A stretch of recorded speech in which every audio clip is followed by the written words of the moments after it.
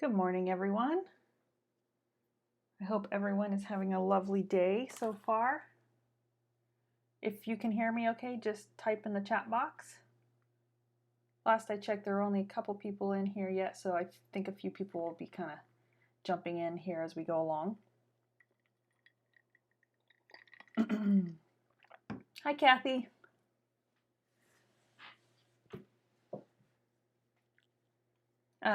So today, just while we're waiting for a few people to kind of tune in, hi, Susan. So while we're kind of waiting for people to tune in, let's talk a little bit about today's lesson, which is already released.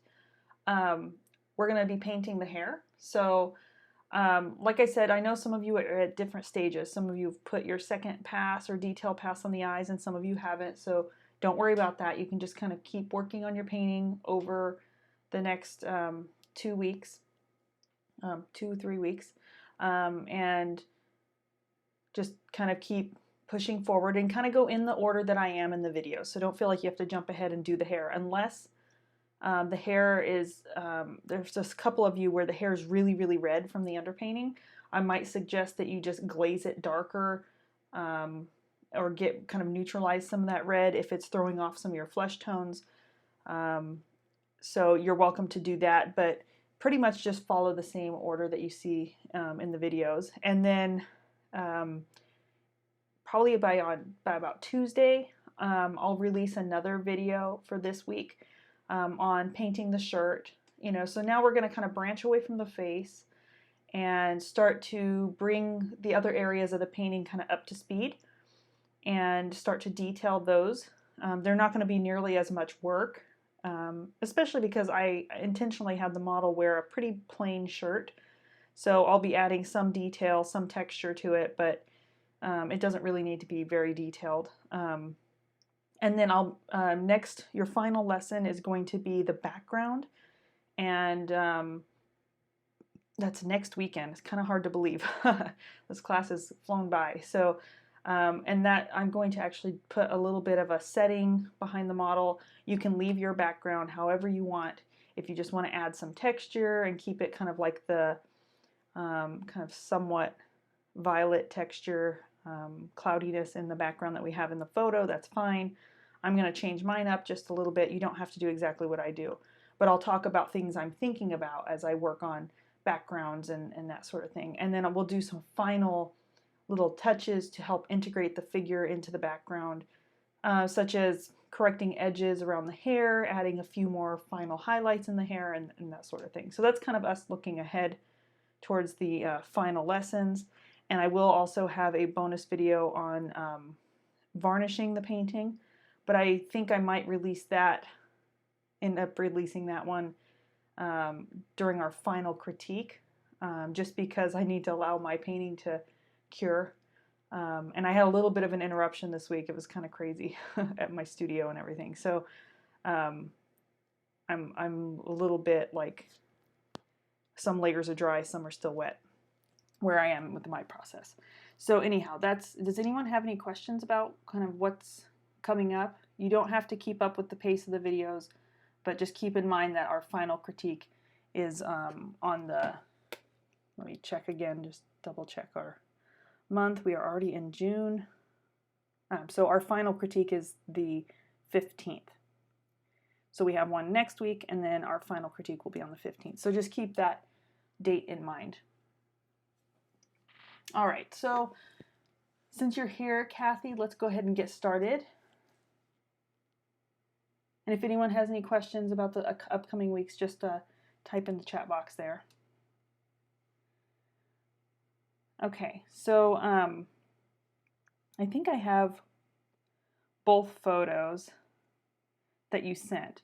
And one of the reasons I have this one on top is because it's slightly darker and it looks a little closer maybe to the photo, but I wanted to check with you which picture looks a little bit more like your painting in person, Kathy. So just let me know if it's this one that's a little bit darker and warmer, or if it's the lighter, slightly cooler one. Now I can modify this picture as well to kind of bring it down a little bit in value too. but they're both really good shots. I was just kind of looking at the value of the background and the value of her skin tones and comparing the two. The darker one. Okay, perfect. Let me see if I can bring this one down just because it's a little more square of a picture. Bring down those midtones a little bit. That looks a little better. Okay, so I'll kind of work from both of these. Yeah, they're very, very similar. Maybe I could bring down the lights on this one.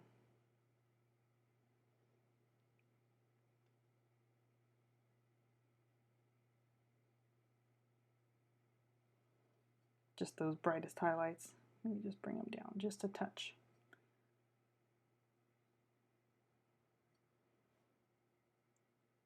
You know, whenever I'm photographing my work for my website, I do the same thing. I get as close to my painting as possible. Personally, I've found that my Canon DSLR captures the best color.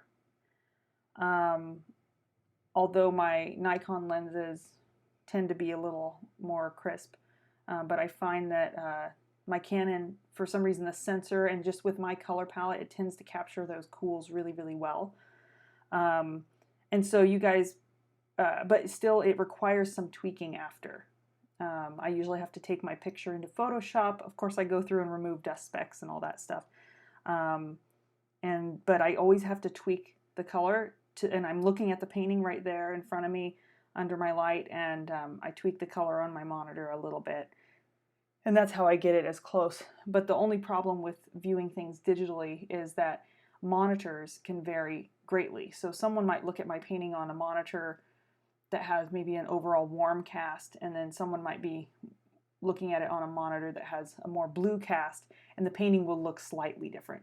But the goal is to kind of get it to where your monitor that you're working from is somewhat calibrated and not too biased towards cool or warm. And you can buy like some calibration tools and stuff like that for monitors if any of you guys are. So when I'm saying things look a certain way, they might be looking slightly different to you depending on the monitor that you're looking at. For me, I'm working on Mac products. So I have my iPad and then I have my iMac.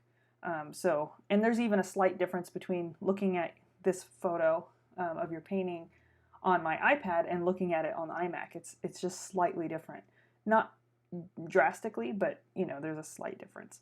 So when we get into this tweaking stage where we're really kind of just making really minute changes, just keep that in mind. So if I give a suggestion at this stage and you look at your painting and you're like, I see that cool color there, maybe it's not just coming, maybe it's just not coming across on my end of things in terms of the monitor. Okay, so just make a note of that or let me know and we'll go from there. Okay, so it looks like you did quite a bit of work in the eyes. I like that you went in and punched those darks. You stole your husband's iMac. You know, iMacs are really great. I don't have one in my studio. I actually use a photography editing. I don't remember the exact name of the monitor. It was actually given to me by my father-in-law, and he did a lot of photography. So it's an older monitor, and the resolution isn't as like crisp because it's an older version. But the color on it is really nice, and I actually like it because my monitor can rotate. So the screen can go vertical or horizontal, and it can be raised up and down. And I like that versatility when I'm working, because sometimes I'm sitting when I'm working, sometimes I'm standing. So I like that. But generally, I prefer the color on an iMac because I feel like it's a little more accurate, kind of and more universal. So yeah, back to your painting. It looks like you added some nice, strong contrast in the eyes. Her eyes are really popping now. I don't think do I have your, no, I don't have last week's version to compare, but yeah, this is looking really, really nice. I think overall your skin tones feel more saturated, which is where they need to be, which is nice. A few notes on a couple of transition areas that you might want to address in a final pass, like when you're going in and adding, you know, those little touches of highlights and stuff like you saw me do. Let me get to a ink pen. I'm just gonna sketch over where I see. So I see like maybe a little bit of a hard line here. Yeah, I'm doing that on the right layer. Okay, so I see a little bit more of an abrupt, whereas this is approximately the same location. You can see that this kind of slowly rolls into that cooler tone.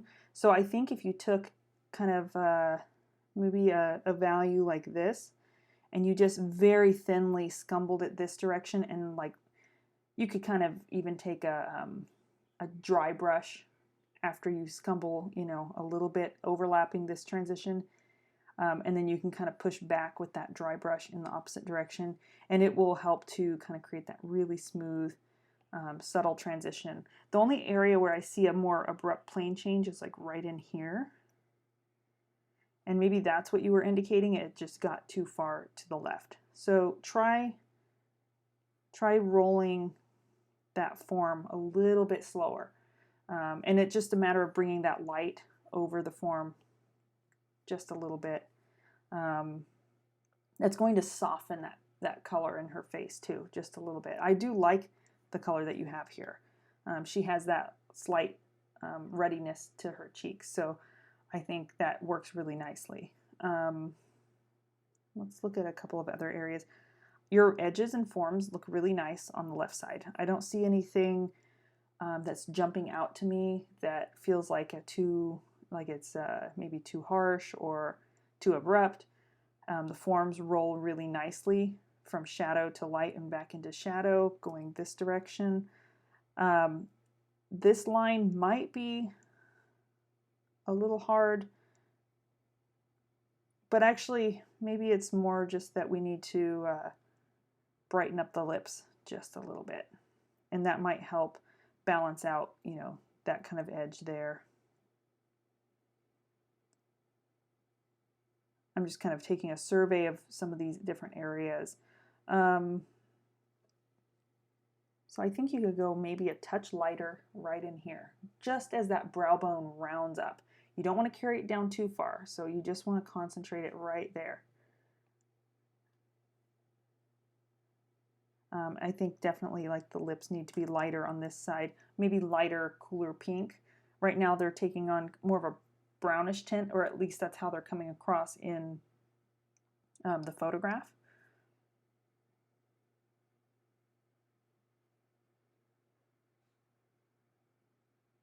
You could probably go maybe just a little darker in this section here, and it will soften the contrast between her jawline, because we have such a clear kind of jawline along here that it's almost better if we have maybe a lost edge somewhere in here. You can kind of see an edge there, but it's when you squint your eyes, this value and this value merge together. So maybe go in and carry some of this color over and meet the edge of the jawline on that side. I realize it is subtly lighter, and you could give that suggestion just by having this shape kind of dip in and have a little light carry in, but for the most part, these values are really, really close. Just remember to keep squinting, because we want to make sure when we're developing like these detail stages, we could go in and like zoom into those shadows and see every tiny little transition, but we have to make an artistic choice. Do we want the focus to be in that area? You know, I could see making more subtle decisions in the eyes, maybe in the features just in general, but this is an unimportant area. So we want to maybe play down that transition so that way it doesn't pull the eye to that part of the neck. Does that make sense? Because we're designing a painting, we want to keep that, you know, stronghold in the eyes. Just like your highlights in the eye could probably be a little bit sharper, like a crisper edge. That's going to help really pull us into. And I realize you haven't put your final highlights on yet. You've indicated them and they have that soft edge. So when you go in, what I like to do is create a little bit of a three-dimensional paint stroke. And what I mean by that is when it comes to those really sharp highlights, if you look at Rembrandt, whenever he painted, and if you have to kind of see him in person to really get this effect, but if you ever looked at like jewels or any areas that had a glistening highlight that was just really nice and crisp and bright, he actually kind of set the paint on almost in this like thick dot, and it almost looks like puff paint, you know, when you paint with those little craft paints that come out of the little bottle and through the nozzle.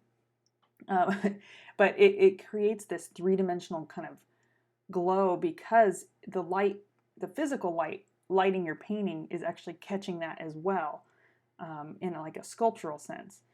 So it helps it feel even more sharp to our eyes. So almost having more three-dimensional thicker paint towards your highlights, and those, especially those really sharp ones, it kind of lends itself naturally to that three-dimensional illusion that we're trying to achieve in our painting. Just like we want our shadow edges or our shadow paint areas to lay more flat and not have a lot of brush strokes in those. The same kind of principle applies. So that's just something to think about as you move forward. Okay, so let's go in and do a little bit of paint over. And you said you've been having a tough time with the lips. Are you talking about her highlights look square? They are, and it's probably because she had a soft box, like a square soft box off camera, lighting her. Now the highlights in the eyes, that's something to pay attention to. Highlights are a literal reflection of the light source. So if you have someone in a room, and let's say there's this long window lighting the model, you're going to get probably a longer highlight. And you might even see like the actual window pane reflections, depending on how close up and crisp those are.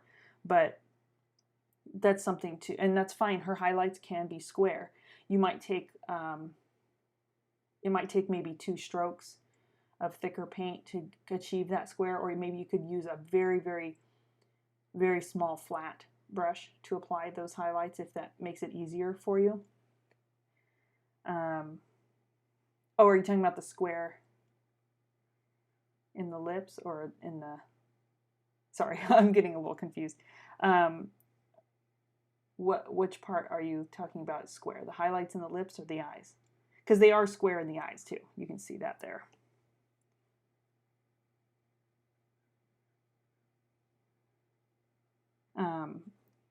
In her lips, let's go ahead and do a little paint over in the lips while I'm waiting for your reply. Let me get a sketching brush here. Let's try the damp brush.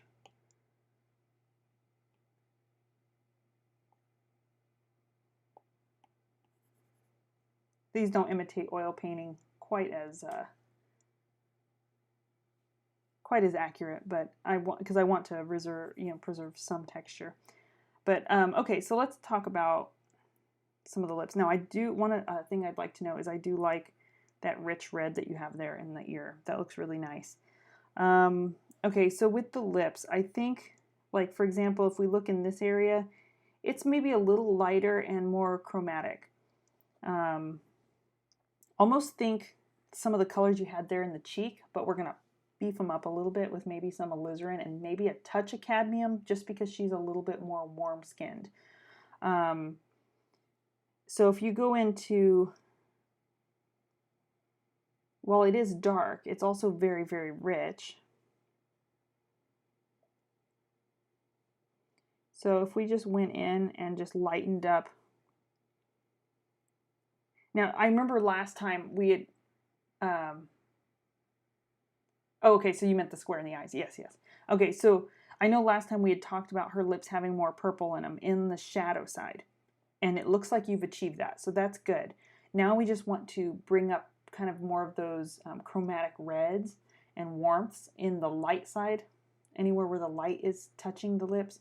So this area here, let me move this photo reference closer so I can zoom in and you can see what I'm doing. Okay, so you can see like right along here,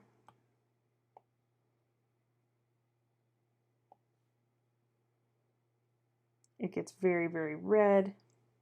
And she even has some of a similar kind of deep accent red. It's a little bit more pale right in this area, just where the light touches. So we don't want to carry that over, and I would maybe even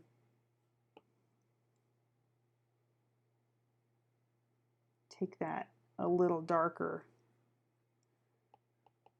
Let me find a better color here. Maybe like have it a peak of chroma right before it turns cooler towards those shadows.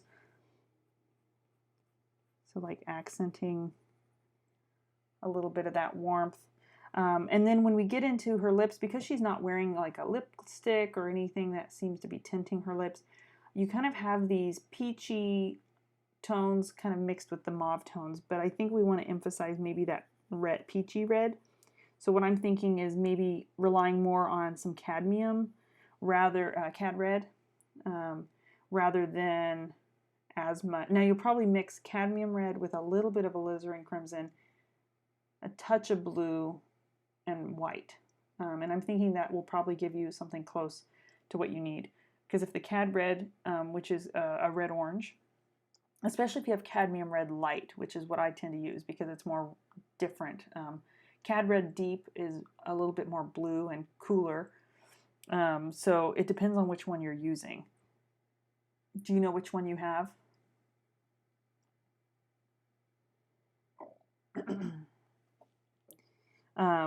Because that can make a difference slightly. So you can see here, if we just start to introduce maybe a little bit more that peach tone, and then notice how pale her lips get towards the bottom.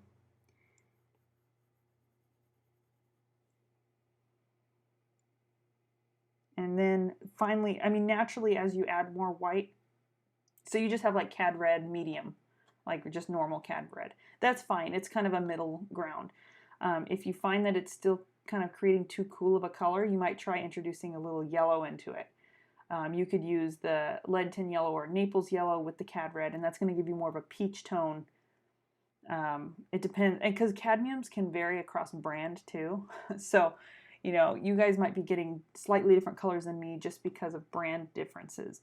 One of I use cadmium red light from RGH Artist Oil Paints. They make handmade paints in the U.S. and it's one of the more affordable cadmiums that still has intense pigment strength. I mean, it's really, really pure. He doesn't add, doesn't add fillers or anything into his paint. And I really just love the richness I get out of his cadmium. So that's something, you can look into. And I think I go with the Cad Red Light because it's slightly more orange and more similar to like a traditional vermilion. Vermilion is just too pricey for what it is. I know there's some traditional painters who have a preference for vermilion, but I have to be economical too when I'm painting, and I use cadmium all the time because it's like one of my base colors for flesh. So I go for that red orange cadmium, and then I have my berry kind of cool color red from my alizarin substitute. And I also have a couple of other, we keep a couple of other reds like the transparent red oxide on the palette as well for when I need something that has maybe a little more orange to it. Okay, so you can see now, let's just take that away, how that's adding kind of a richness to her lips. And then, of course, she's going to have some of those highlights. I think the strongest one. So what you might consider doing is when you make your strokes in your highlights, kind of go along down the form. Do you see how I'm doing that? So it's kind of the strongest here. Maybe I'm going to try and find a different brush here. Maybe this one will work. It's too soft.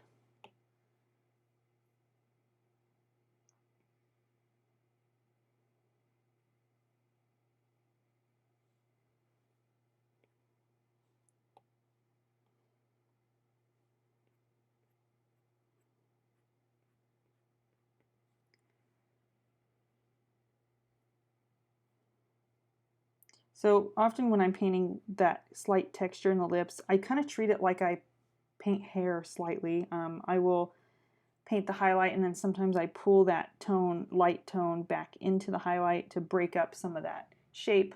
So you can kind of see how I did that there, to get some of those subtle wrinkles and variations in the lips. It's never just like a solid, you know, stripe.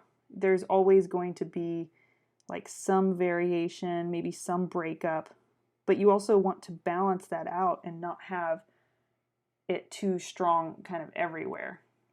So like here it's a little dark, so maybe going in with a slightly lighter pink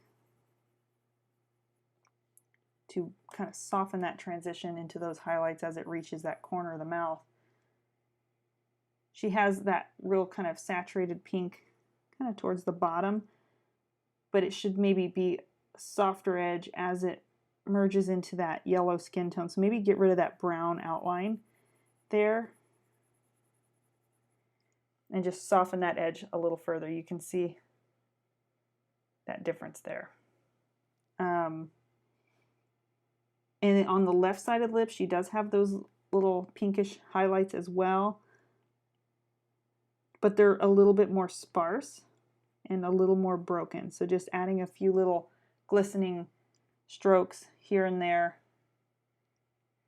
And if you want a real sharp one, like she has that real sharp one right on that right side, it's like right in here, you just go in with a slightly lighter pink and just do a couple of little touches, and a little bit goes a long way.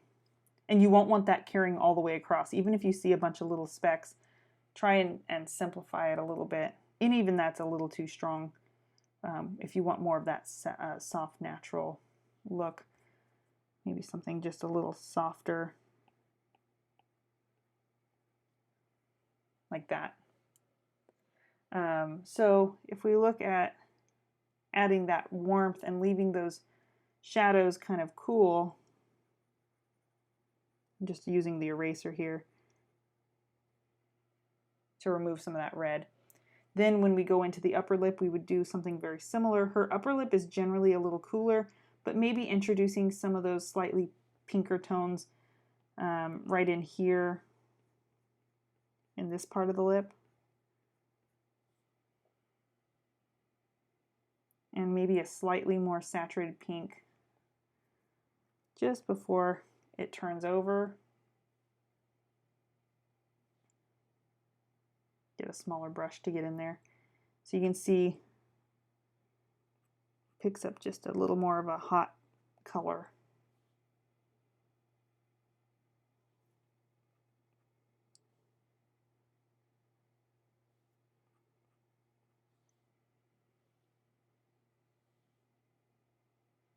I think you have a pretty good color under here. You could probably go in, I know it's getting into a tight area, but go in with a really deep red.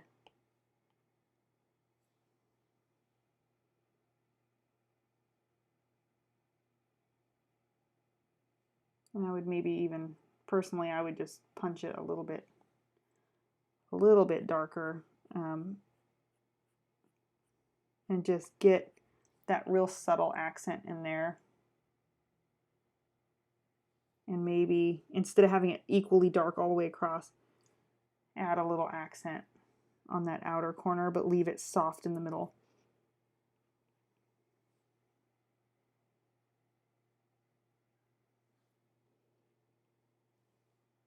So finding those opportunities for kind of found and lost edges and dark accents. I never make the lip equally dark all the way across. Even if I kind of see it that way, I think it looks better with the lip being softer through the middle. and just having that little dark accent as it kind of pinches off into this corner here. And then maybe on this left side, maybe a subtle accent there, but let the edge right in here be lost. Let me get black so I can point to it. So leave this edge more lost.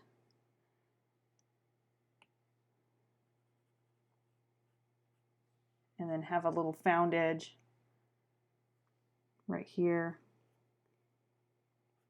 And sometimes, you know, what the trick with painting too is sometimes what reads well in a photograph doesn't always read good in a painting. So like, for example, taking the color direct from the photograph here, you can see it's kind of a gray. But if we put that gray in our painting, it would feel really boring, kind of dull, flatten things out. So I always say to, you know, if you're going to go in for those really dark areas, especially like in a chromatic area like the lips, go a little bit warmer. It's just going to read a little better, even if the photograph is kind of telling you something else. A subtle change in shape with her lips. You have a very like strong arc coming down, and her lip is a little bit more like that. I think it's an easy fix. If we just take this light tone here and you just taper that off a little more subtly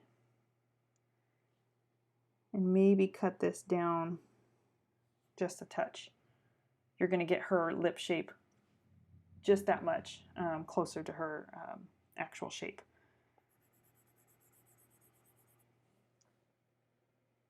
Maybe the same thing goes on this side, taking this color that you have above the lip and just kind of subtly shaping. Let me get a slightly lighter color. Giving her more of that abrupt point. It's a little less obvious on the left side. I think doing it on this right side is more important. So just remember to bring that in a little bit. So you can see very subtle changes, but it really adds up. So I think, you know, in the previous session we had talked about adding those cools to the lips. Now she's just looking a little bit more goth, so we want to add a little bit more of that rosiness back into her lips. And I think you'll be able to kind of finish it off with those little touches. Of course, in other parts of the face, I think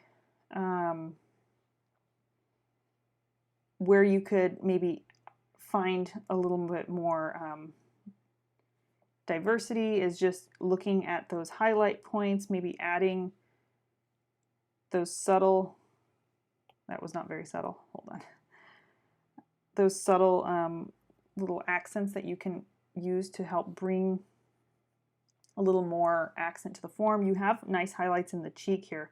I don't think you need to brighten those up. Maybe a touch here in the bridge.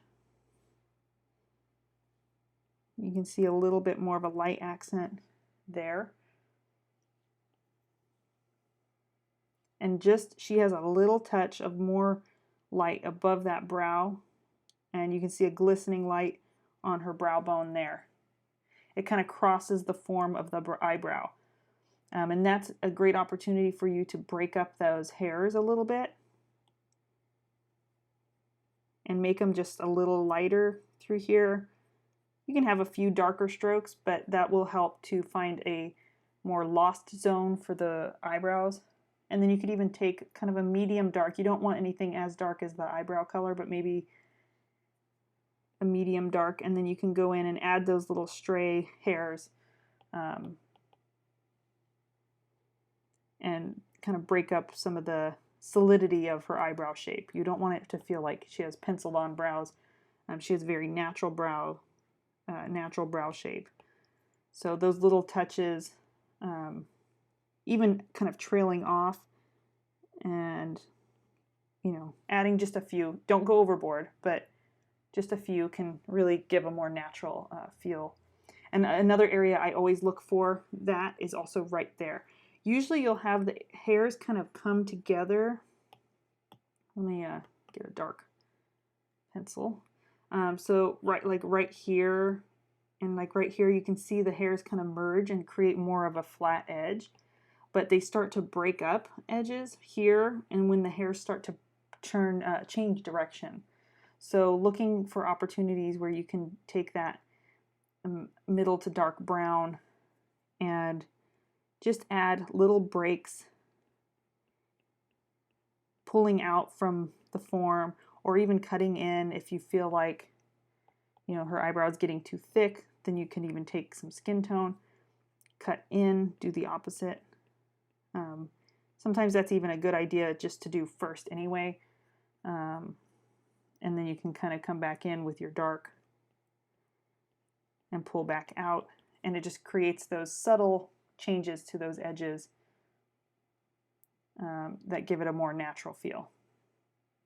The eyebrows on the left side, they have some of that, but they're not as, like I said, not as obvious because it's more in the shadow side. We see more breakup on this side than we do on this side, but it's still good to look for those fuzzy edges here and maybe as that arc turns. Because I think you're kind of moving into that detailing stage. Of course, you're going to add eyelashes, but you don't actually want to do that until you're 100% happy with the eyes. So let's take a little bit closer look at the eyes here. I think, let me see if I can get a, that's kind of a nice square brush. Let's see if we can get those highlights to pop a little bit. So just adding, I would kind of, what I would do on yours, and let's see if I can convey this a little closer, is when you're putting in your highlights, because you kind of have this softer gray highlight that's really nice, I would concentrate your brightest stroke towards the inside and then let it kind of blend to that left side. So it's sharp on the inner corner, softer on the outer corner, going in this direction. So kind of a hard stroke leading to a soft stroke. Hard stroke leading to a soft stroke. And you could even, you know, just add that hard stroke and let that previous highlight color serve as that transition. And that's going to give you those nice crisp lights for the eyes. And you can see how much that's really brought her eyes to life. And you might find after you've added that, that maybe you want to lighten up the whites of the eyes a touch. You don't need them, you don't want them as bright, because you can see the difference there in value between those two. But maybe just a touch lighter. And you can do this with just a real thin scumble.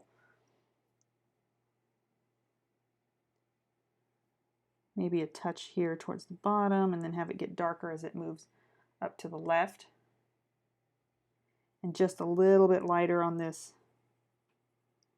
right eye, or left eye. And see how that really got her eyes to jump out. Okay, so, and you know, it's just a matter of going in and starting to add those little highlights. Even before you go in and add the eyelashes, you might consider going through and finding those more crisp highlights. Like on this eye, you probably go just a little lighter. Just a little lighter up here.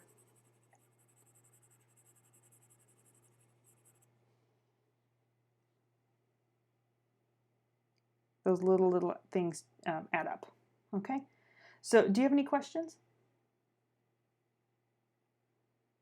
So like if you're doing like the highlights in a pass, Kathy, I would wait, do the highlights in the first pass, and then go in and let that dry, and then go in and add your eyelashes. Because I know some of you have expressed kind of nervousness about getting those highlights just right and then accidentally smearing them with the eyelashes. If you want to do them in two different parts, that's fine. I've done that before.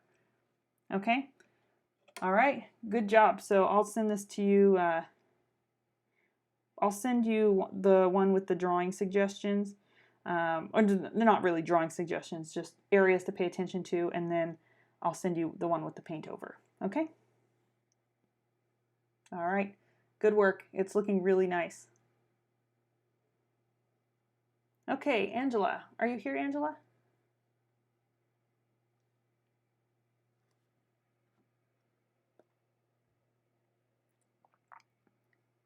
You're welcome, Kathy. It's looking really good. Okay, hi, Angela. Okay, so before we get started, I wanted to ask you if the colors felt too like pink or too saturated as they appear here on the screen. Don't compare them to the photo, just kind of to how your painting feels in real life, or if it's too bright in the lights. So I can make some of those adjustments before we get started. I know you had sent me this picture as well, but I feel like this one, since we're focusing on the face, I'll just work from this picture for this session here. The photo is a bit saturated. I had that feeling, so let me just take out some of that saturation.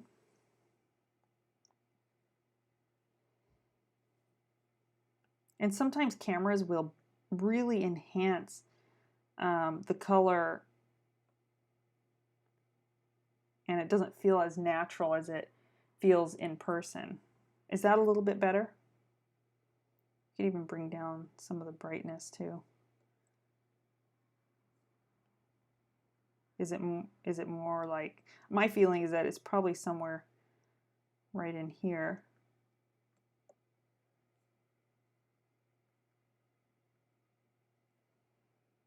Yeah, okay, good. So we'll go with that.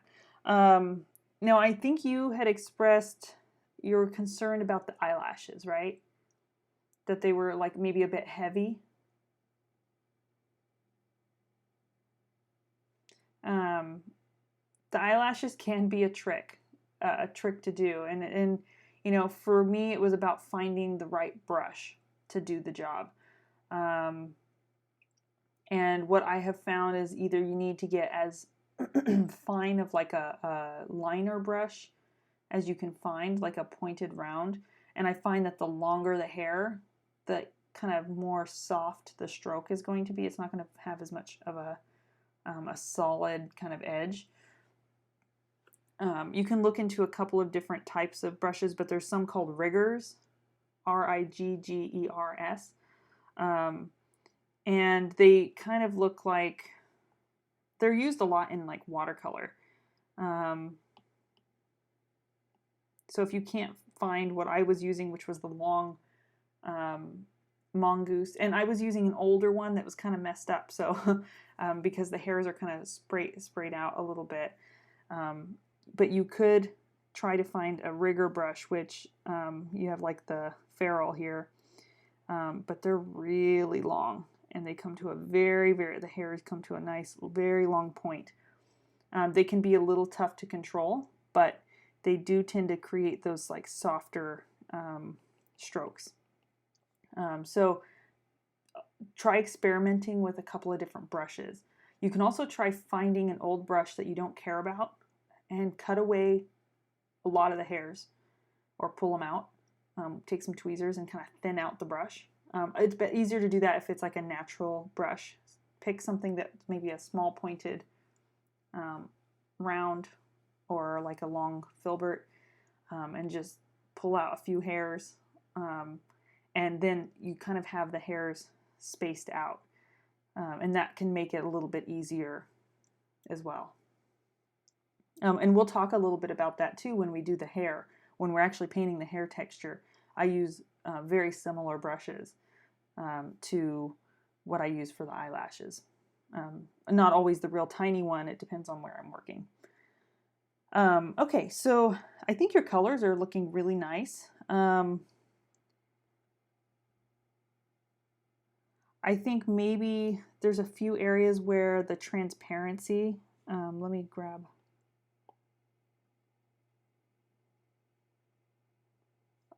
a black pencil. So like right in here, that transition could be maybe a little bit softer, and I would carry that light down the form you have a beautiful transition right here. So you want a similar transition, but maybe just not as bright. So take more of a middle tone, skin tone, and carry that down. Now it gets less light as it moves to that outer corner. So I'm thinking maybe just through this section, because you can see that that form really rolls right there.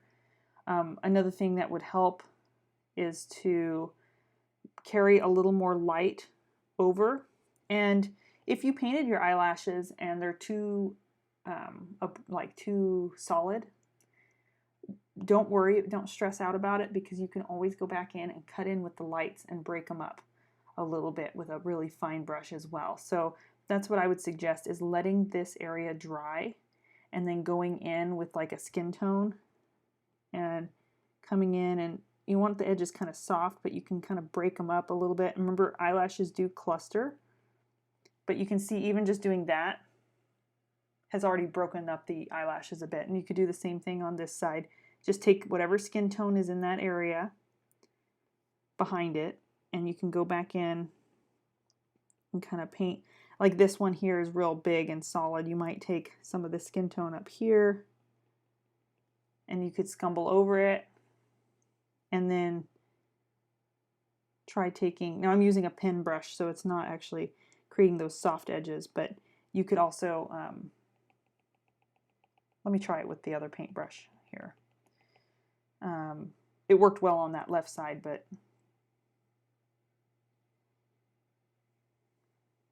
so if I took maybe that lighter skin tone and I came in here and I wanted to thin out this real thick eyelash, I might trim it first to a more of a point at the top, or even just eliminate it at the top.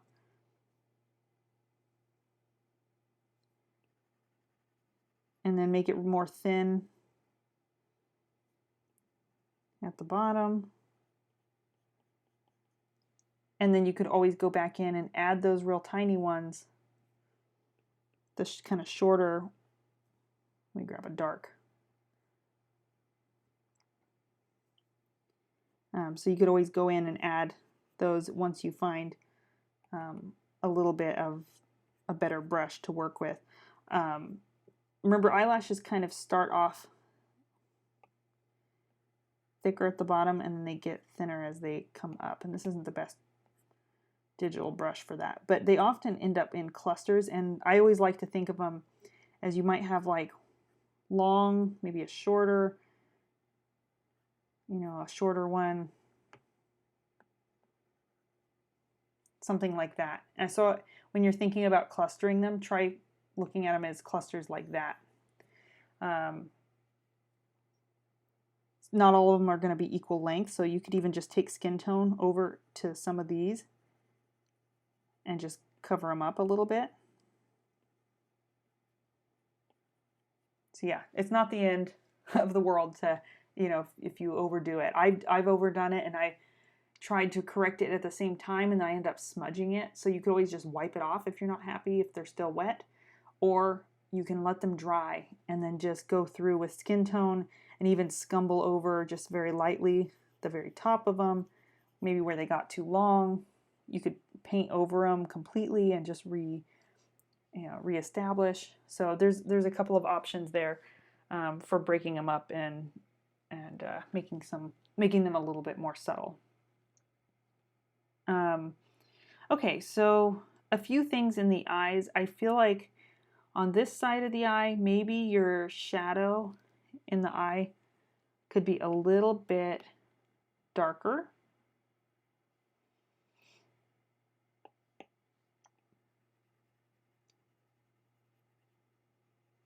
And what's going to help that eye pop out is to go in with your kind of olive green.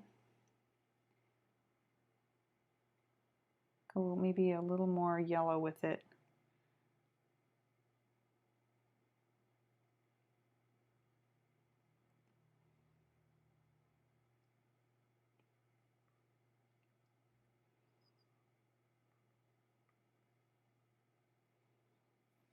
And make it a little bit lighter on that inner corner. always opposite direction of the highlight, okay? So just add a little accent, and then it's lighter than the whites of the eyes there, and it's going to help it to pop forward. And the same goes for this one. I think you could probably go in and just accent that far side, and it's going to get her eyes to pop a little bit more.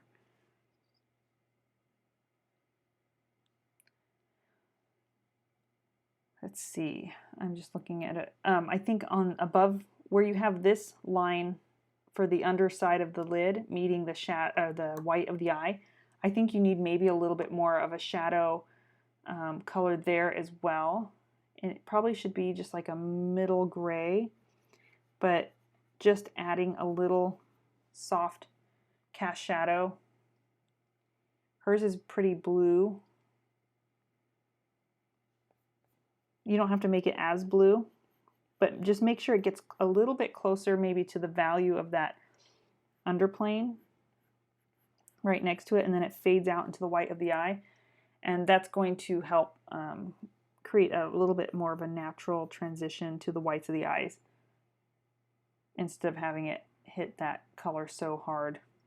And same goes on this side. There should be a subtle gray transition, and if you find that maybe you were trying to put that in but it was disappearing into the red, make sure it's gray, not red. Kind of like that, and you can see how that gives it a little more three-dimensional quality into the eyes. And I really emphasize the eyes just because they are the focal point of the portrait.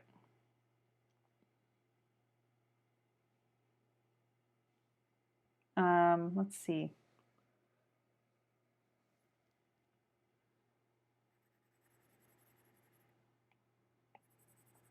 Let me erase that spot on the forehead.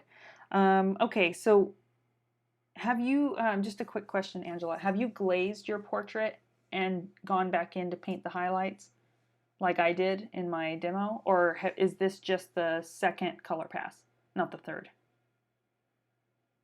I forget what you had mentioned in your email.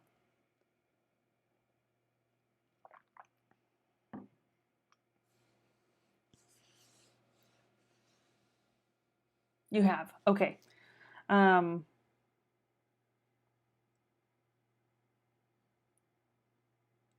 do feel like she could use a little bit of warmth. So I'm wondering if going in with that transparent red oxide glaze again might be helpful. So let me see if I can find a color that feels close to that. Once it's glazed, it's kind of more of like a peachy yellow like that. And you can do what's called spot glazing.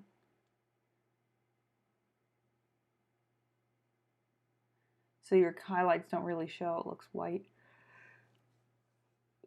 Is that, like, you mean in the photo, it's not coming across that way? I can kind of see it here. Oops, sorry. Where I can kind of see that distinction there. What you can do is something called spot glazing. And spot glazing is where you just glaze areas where you want to add chroma, but you don't necessarily want to make it too much darker. So for example, I feel like here in the cheek, you could glaze a little bit of that kind of peachy yellow tone. And basically you're glazing it and then you're kind of blending it out with medium. So you might start with it kind of thin, and then as you move up towards the nose, maybe you're thinning it out with just more medium and blending it into the previous layer.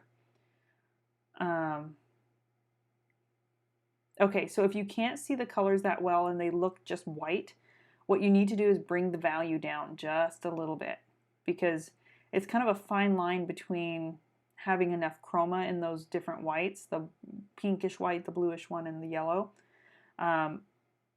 And also if they're spread out too far, then they have less impact. So try, what I would suggest is maybe going over the large planes with a glaze, maybe like the, going over it with the red oxide one more time. So it's going to introduce that yellow kind of peach warmth, right? Kind of like this. And then, so just the large planes, don't worry about the features necessarily. So you can see that that's adding some warmth. And then you can go in again with those blue highlights. So I used like a teal blue because I felt like it would stand out a little better, but you can still use your ultramarine. And so instead of going like right here, bring it down so that the chroma is still somewhat obvious.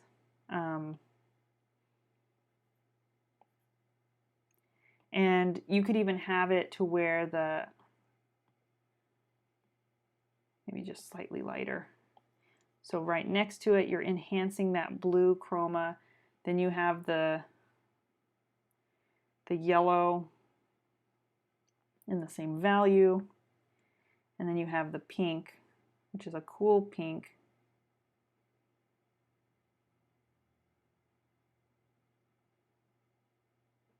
Okay, so very similar, but if you try making those colors maybe a little bit more chromatic, just a little bit darker, they're going to kind of shimmer. And you could even make your yellow maybe just slightly lighter.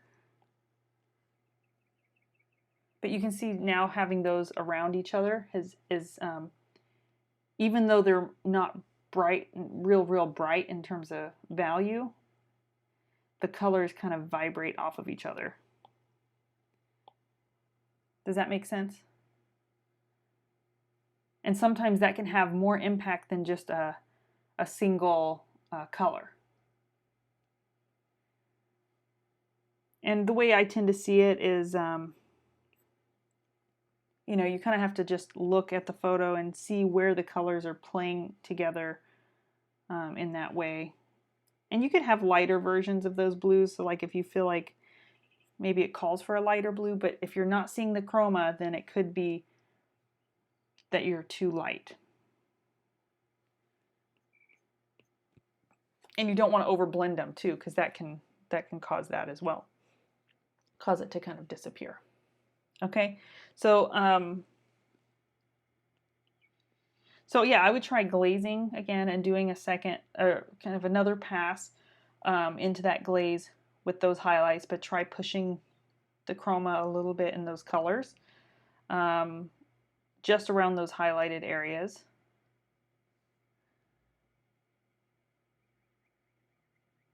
I think the color, like in here, is maybe a little too red.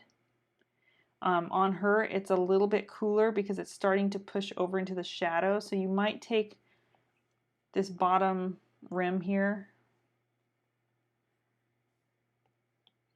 and go just slightly darker as it pushes over into this corner and slightly cooler. Take out some of that red tone. It goes more pink maybe towards the inner corner, but as it pushes over to that outer corner, get a little darker and cooler, and you can see how that helps to push the eye back a little bit. And it even disappears into shadow maybe just a little bit sooner, that corner, because the lashes are kind of blocking the light from hitting that. Same thing for this one. This line just feels a little sharp, so try maybe taking a softer, slightly darker pink, but maybe more neutral, not so hot of a pink, and just kind of lightly glaze over that so that that edge rounds out and softens just a tiny bit. And maybe even this light here is too spread out. She has kind of this overlapping line, and I could see that's what you were painting in. But maybe if you create a little more of a gradient there on this left side here.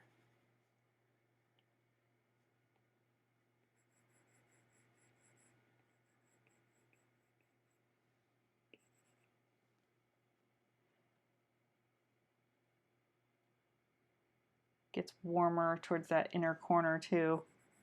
Picks up a little more pink.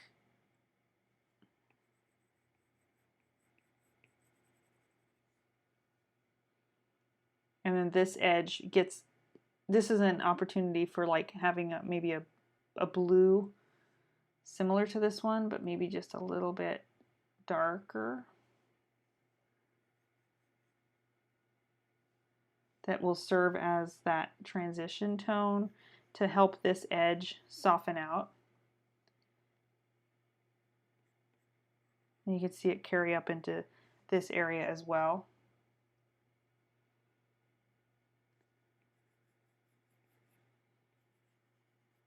And it will help to enhance that eye area a little bit more. Okay, so let's see. In the lips, start to look for where you can create those accent darks, because this looks kind of like a solid line all the way kind of across. So oil out the lips and then look for, like she has this pickup of intensity in this corner.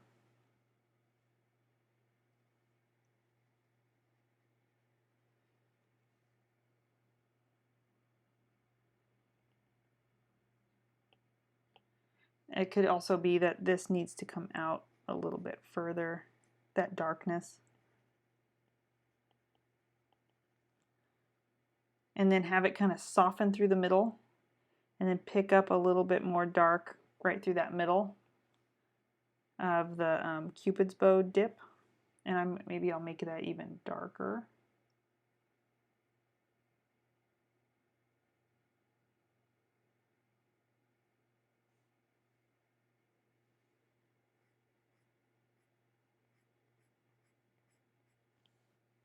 And then have it pick up again in this corner.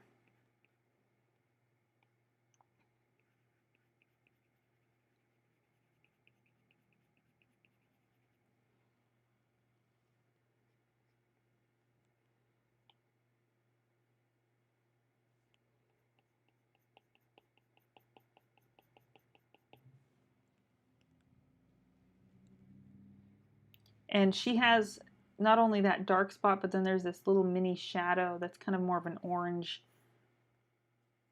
before it turns gray.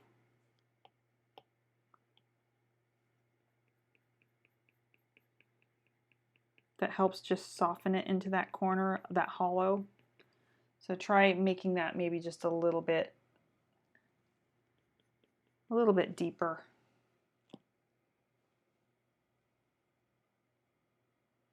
So you can see the glaze, that will make a difference, and then also adding those subtle accents in the lips. Be careful about hard edges that are happening in the lips as well, especially on this side. I realize she has that little bit of light, but you can see how the edges are really, really soft. So like this outline here, maybe make it a softer pink that just kind of rolls into this gray and has a little bit of a softer edge. The cast shadow under the lip is soft, is nice and hard, but I think you maybe could accent it. Maybe just make it a little darker.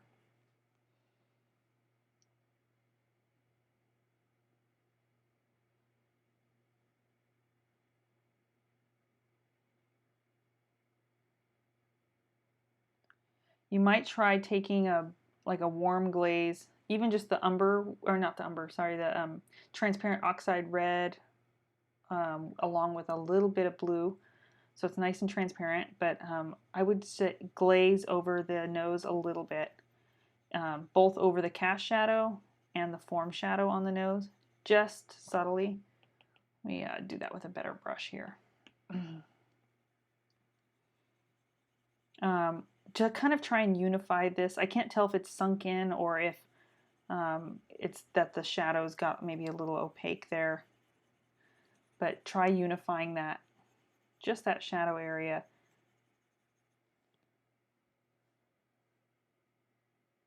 A little bit.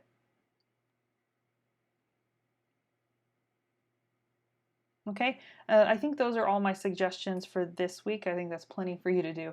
Do you have any specific other areas that you'd like me to address before we stop?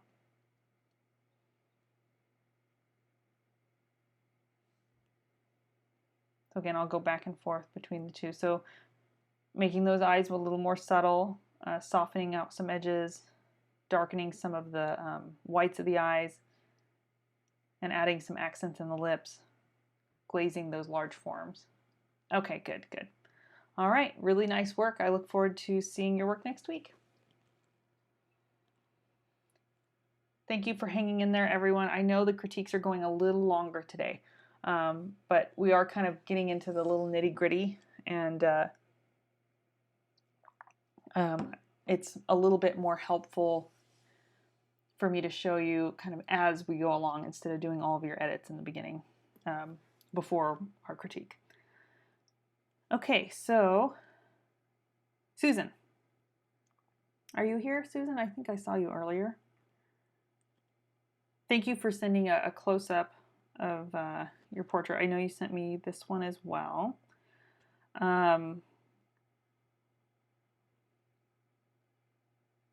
One of the things I think is going to help your painting, Susan, and I don't suggest this unless everyone has a really, really warm underpainting, is that hair. The red in it is a little strong, and I think it's making your skin tones feel a little more like gray overall.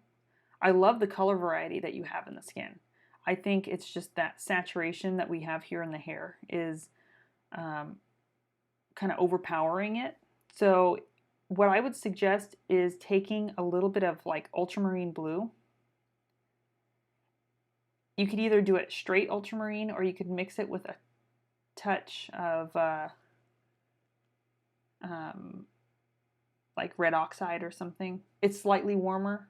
The photo is much warmer than in life. Okay, so let me make that adjustment real quick.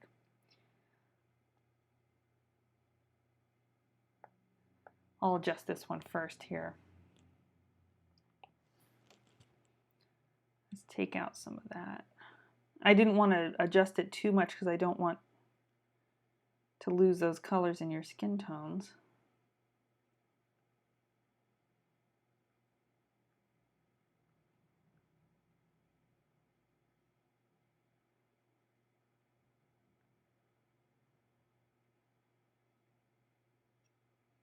It's subtly different. How does that feel?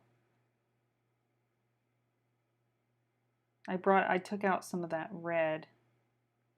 Does it need more cool pink, or does it need more yellow or less yellow?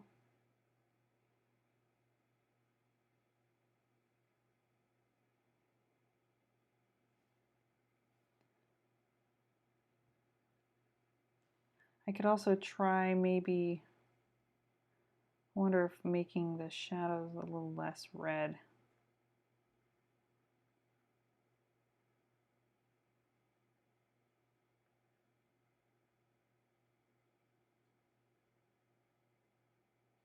Just slightly will help. It's a bit better, hard to say. Okay. Well, you know, just in general, I do feel like your skin tones are really nice. They could be unified with a glaze, I think, as you move forward. But one of the things I'd like you to do is to take that ultramarine with maybe some transparent red oxide. So you'll end up with kind of this dark umbery color, and maybe lean more towards blue. But if you take that and you kind of glaze it over the hair, it's going to make it darker, but that's fine because her hair is quite dark. But it's also going to knock back some of that red.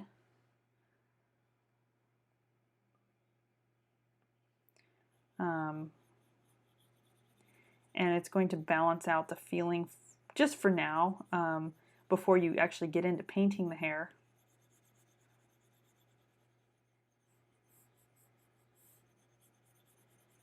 You can see how that's already made a bit of a difference in terms of getting your skin tones more balanced. I mean, she has those coppery and red colors, but you can see that her hair takes on a little bit more of like these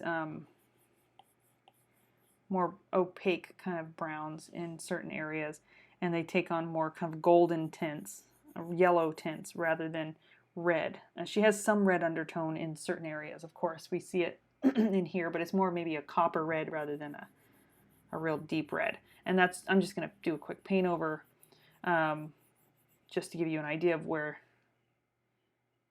the hair is headed. But you can see how that is going to change the feeling of the skin tones moving forward. So just glazing that back and toning it down a little bit, I think will help you as you refine. Some people's burnt umbers are really, really red. Some people's burnt umbers are really, really gray, kind of green. It really depends on the brand you're using. So that can kind of vary your underpainting a little bit and influence your upper layers slightly. I try to go for one, mine's somewhat red, but one that's as neutral as possible. And if I feel like mine is too red, sometimes I'll add a little blue to it and knock it back a touch. So I'll leave that up to you if you want to go ahead and go in and with a general layer of the hair, or if you just want to glaze it down. But I think just for the purposes of the critique here, we'll just knock it down here. Okay, so let me pull up this and I'll do the same thing really quickly.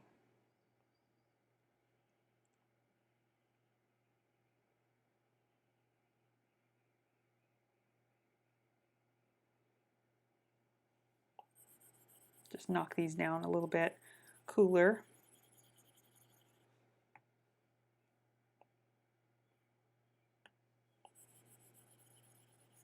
I've used ultramarine blue to neutralize my umber even in a glaze before, if I feel like it's too much. So that's something you could do too. Just straight ultramarine blue. Not real heavy. It's of course very, very thin. And that is what I do, as you'll see in the video this weekend. I go in and use ultramarine blue with the red oxide and glaze down my hair. You know, it really depends on how I proceed through each painting somewhat differently. Like, for example, in some of my larger work, I really concentrate on getting the background and setting painted first. I do everything, of course, as an underpainting, but then I start with my background, get it generally like where I want it, then do the hair, then the face, and then kind of moving forward.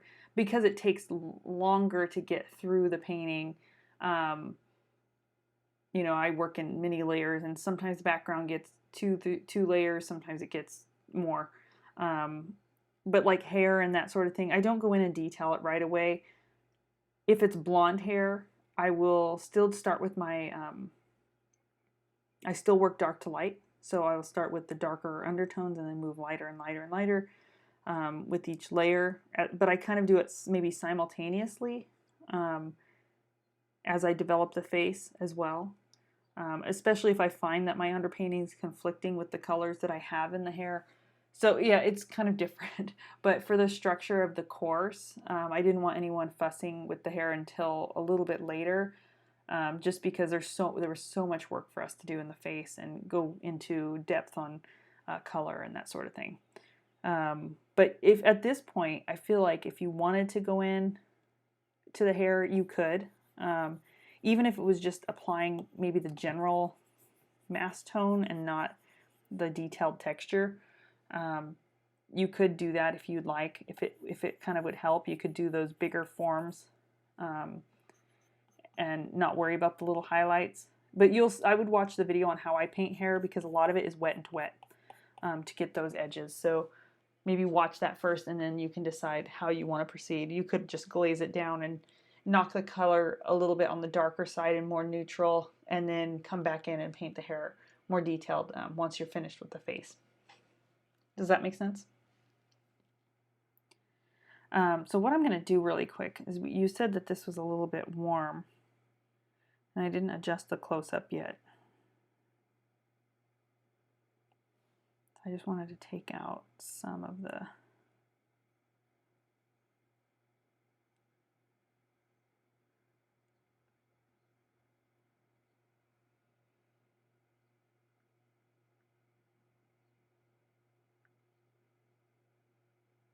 a subtle difference, but I think that looks pretty balanced. Okay. Does it feel too saturated to you, or does it look pretty close?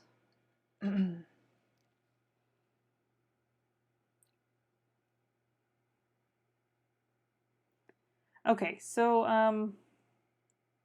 now where are you at, Susan? Is this your second color layer, or is this your first one? Like you just finished your first one, or is this your second pass? It kind of looks like your second one to me.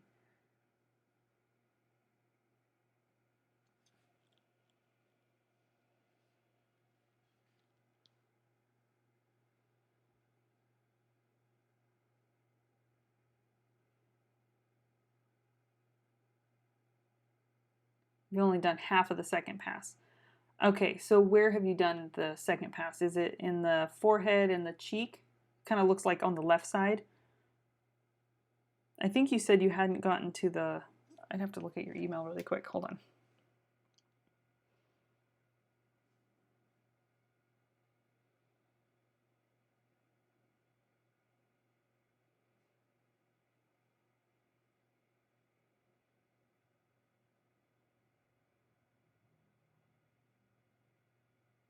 Oh, I don't think you specified.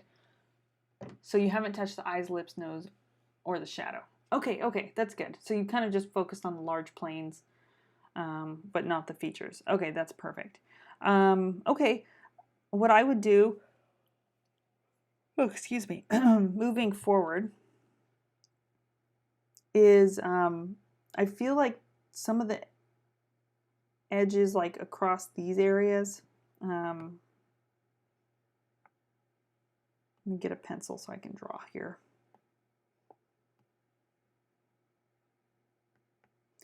So like this section here feels too bright in value.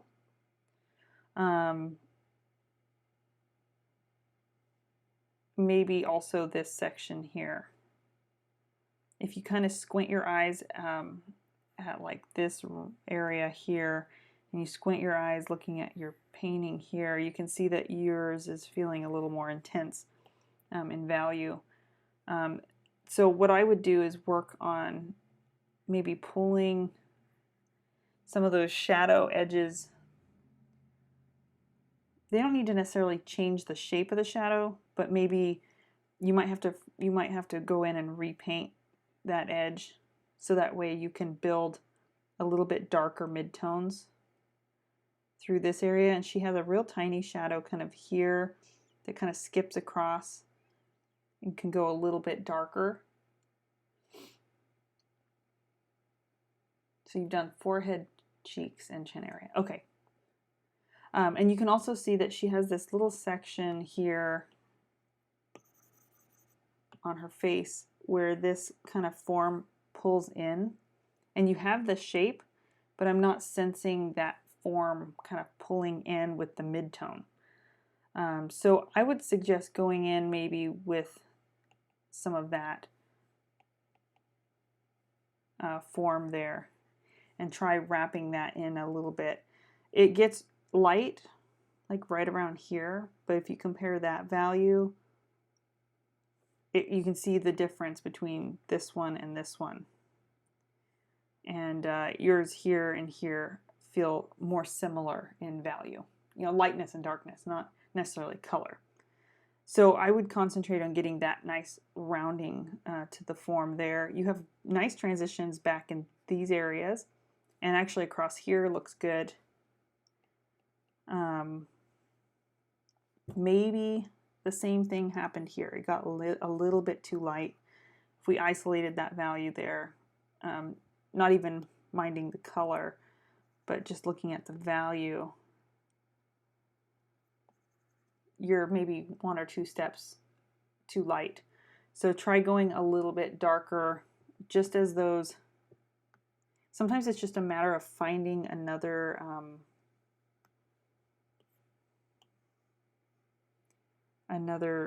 value to kind of carry in between.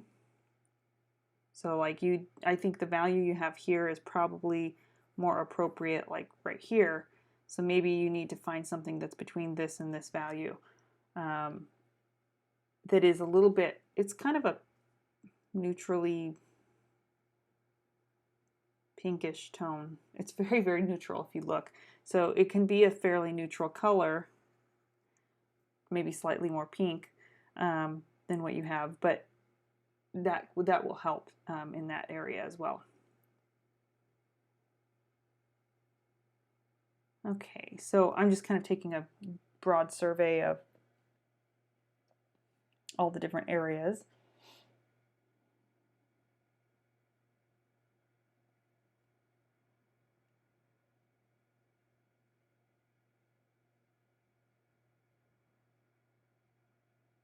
You could probably maybe push this value down here. But I'm wondering if just glazing before you go back in with your third pass over the face will help this area feel a little bit darker. It doesn't look like you've worked too much over the muzzle in this area here, so I would just say as you're painting, you're going in and painting some of these forms.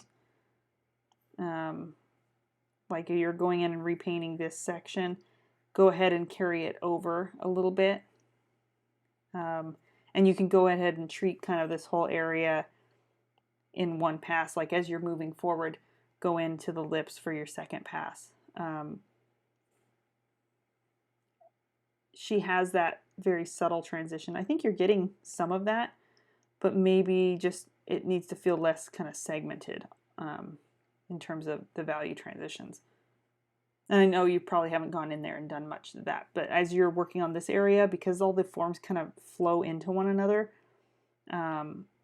maybe consider like this as like a working day, reworking that whole section. Yeah, so I think beyond that, I would just move forward into the features. They're looking pretty good. I feel like you could maybe crisp up a few edges, and also maybe brighten up some of the eyelid a touch. Like maybe right in this area. I feel like the light maybe could carry over just a little bit further and maybe a little bit fuller. Very subtly, but if you push that light up a little bit higher and give her a little bit fuller of a lid, I realize her light kind of creeps down, or her shadow from her crease kind of creeps down into there, but it's also going to get closed off when you add those eyelashes, so make sure you have enough of that light in there. Yeah, so you said you left the muzzle area for when you do the lips. That's perfectly fine. Just when you're ready to go into the lips, address this side of the face as well, and I think that's going to make this whole section feel more unified. When you go into the features here, I think you could go a little lighter and cooler where the lights hit in the brow bone. You're maybe a little saturated with the red here, and if it doesn't feel that way in person, that's fine, but I would say maybe look at bringing it a little bit more. You could try going a little more opaque there. You just don't know what to push or tone down in values, so you're just starting with oil paint and know exactly how glazing will affect the underlayer. Sorry, I'm just reading your... Yeah, so the glazing, I don't use glazing to make like really important changes, like things where drawing needs correction or those smoother transitions, because what a glaze does, a transparent glaze, it enhances what's underneath. So if you have really abrupt changes between your values, you don't have nice smooth transitions, and you glaze it, it's going to enhance that. I really kind of reserve glazing for those final layers, and I just oil out and do more opaque painting kind of leading up to that until I'm happy. And then I'll do kind of glazing as a way to unify or warm up an overall tone, add a little bit of glow into the skin, or like in the case of the hair, toning it back. I wouldn't necessarily use glazing to darken, like, say, this area. I would just go in with mixed opaque color and do that. So I can show you what I mean here. So if I took some of like your shadow color here,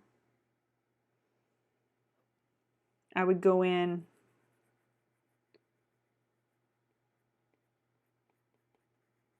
it's going to pick up some of that warmth that you have here as well.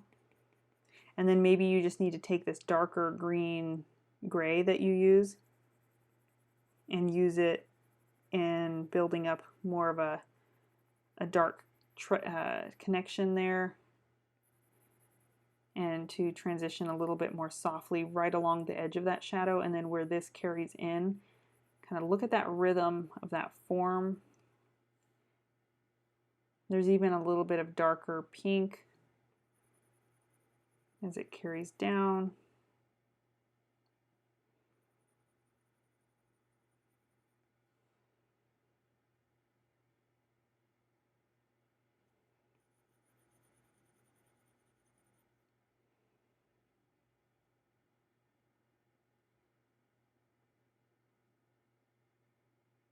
And sometimes I find just repainting my shadow edge gives me the opportunity to rework. You know, you're not changing where those shadow edges are. You're just painting them so that you can make those soft edge, create those soft edges.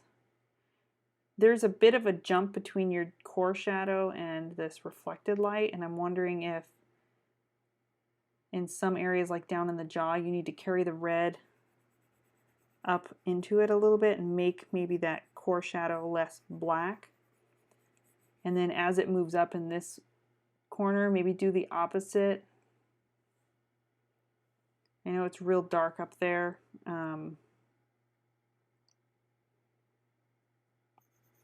Maybe make this go glaze over it and make it a little bit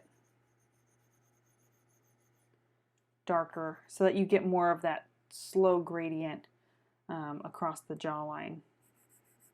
And it gets a little darker under here, so you can kind of knock that back too. Yeah, it is hardly noticeable. She does have more of it like right in here. And I like to leave a little more glow, just personally, because I realize that photography can sometimes, especially if you didn't get your exposures right, or you know you can't tell until later, then I like to enhance that because I probably would see more of it in real life. But I think you could probably tone yours back a little bit, because if we think about it, your hair is going to get quite dark here. And when you go in to paint the hair, you'll see what I mean when I do mine. And I don't go in and add reflected lights until the very end because of this, because I haven't gone in and put in my darkest accents for the hair. And I found in my painting when I did that I didn't really need to go in and enhance any reflected lights. In some cases, for those of you who have your shadows really, really dark, you might find yourself needing to go in with a lighter tone and enhance, that underplane of the jaw. But you can see how maybe unifying that and making it a little softer edged in that shadow, a little less of a contrasted edge where that core shadow meets the reflected light, is going to help unify it. And you can also see how using that kind of greenish tint to soften that form as it rolls through the chin and the lower cheek, it helps to round it out a little bit more. Oh, you mean the reflected light is hardly noticeable on your actual painting. Okay, that could be the photo kind of capturing it.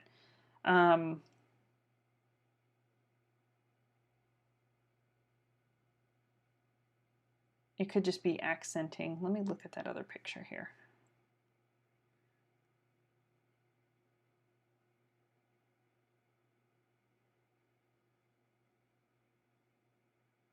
Okay, yeah, it's coming through kind of strong in both photos, but if it's not like that in real life, and it's not jumping forward as much, that's okay.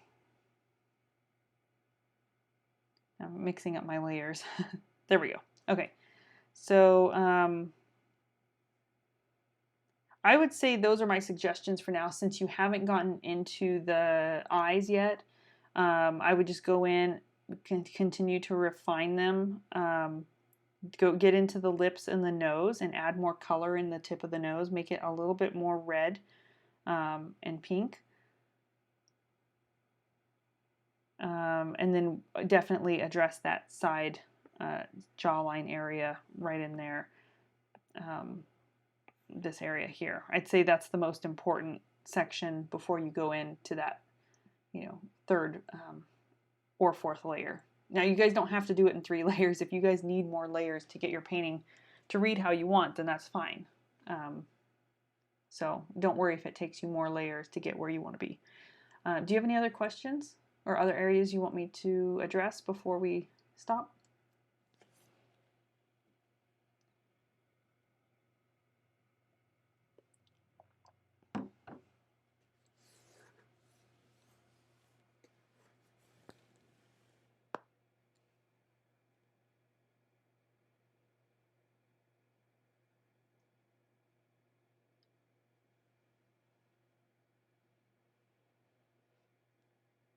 Okay, perfect. Yeah, that's enough work to do, right? Okay. Yeah, if you have any questions as you move forward midweek, just reach out to me by email and send me a close-up. All right, really nice work. It's looking good. Yeah, so just concentrate on those features and that little transition from the shadow. All right, Beth.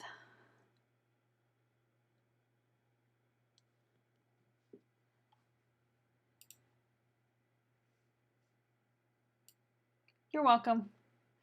I thought I saw you in here, Beth. Are you still here?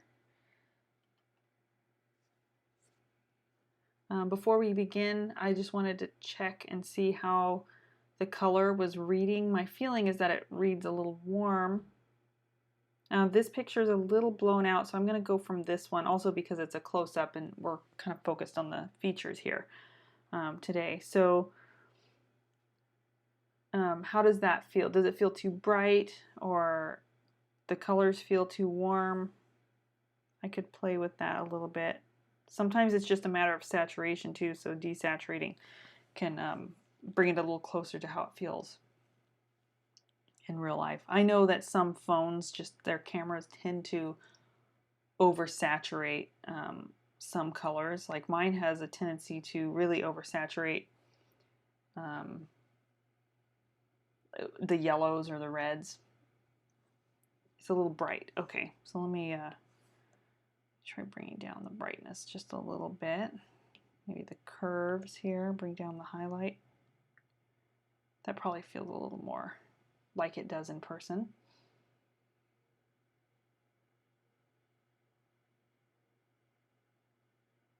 How's that?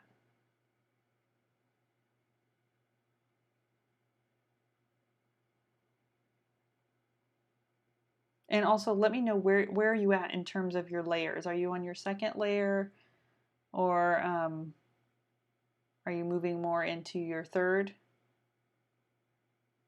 You haven't put on some of those smaller details, I can tell, like the eyelashes, just yet. So I'm guessing you're somewhere in between your second and third color layer.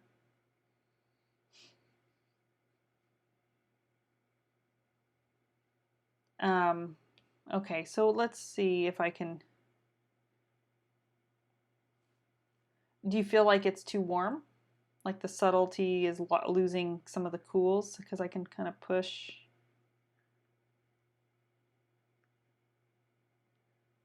some of that, just a touch.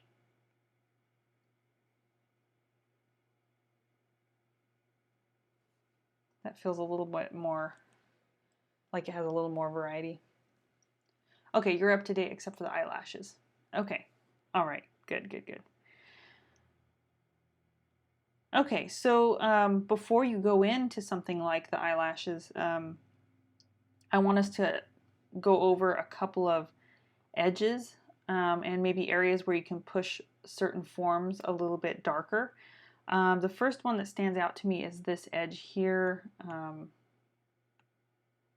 I'm going to just start with some line work just to point out a few areas. So this edge right here for the eyelid where it meets that shadow. You can see on hers, it goes from light and it slowly rolls and almost disappears into shadow to get that really rounded ball feeling for the eyeball.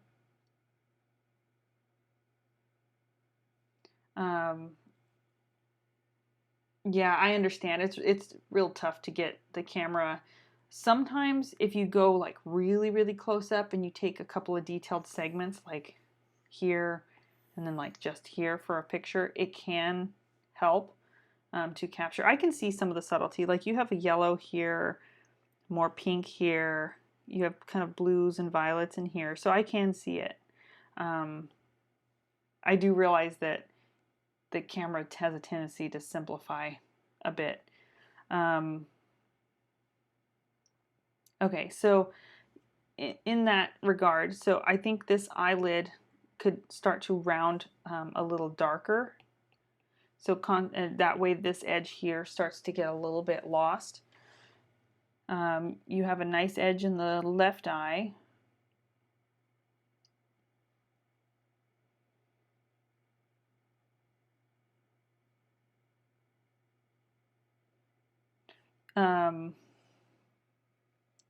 The transition maybe here could use a little bit more of a soft transition.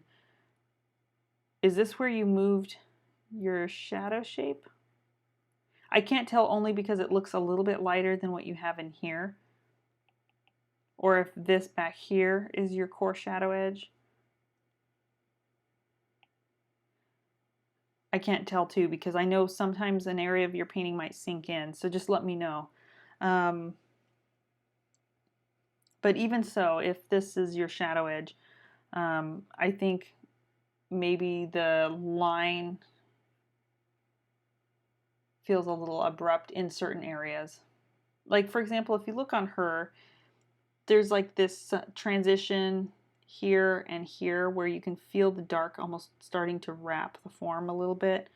And then there's areas where it's a little bit more obvious and clear cut where those transitions are. Okay, so I did tell you that last week. I think I didn't keep last week's critique, but yes, I did tell you to move it in. So I think maybe what could help is once this layer is dry, is to take this darker brown that you have and just carry it out. I think what was happening, I think you said last week that the color in the shadow was still wet and you were having trouble moving that because the color was still wet and it was kind of mixing in. And that could be why you're ending up with an opaque and a transparent. What I would suggest is mixing kind of a more solid brown. So like take your burnt sienna or your shadow color and I would just go in maybe more opaquely. Let me do this on a new layer here. And do a color that's going to help unify this area. So even if it means going back in and painting over this redder section in the lower jaw, it's more about, I think you have it up here, it's just kind of glare coming across. But sometimes if we've painted the shadows like in multiple transparent layers, what can happen is one area has this really rich chroma and then another area has picked up some of those, especially because you had to move your shadow. You had these opaque layers underneath and then it creates this slight difference between the two.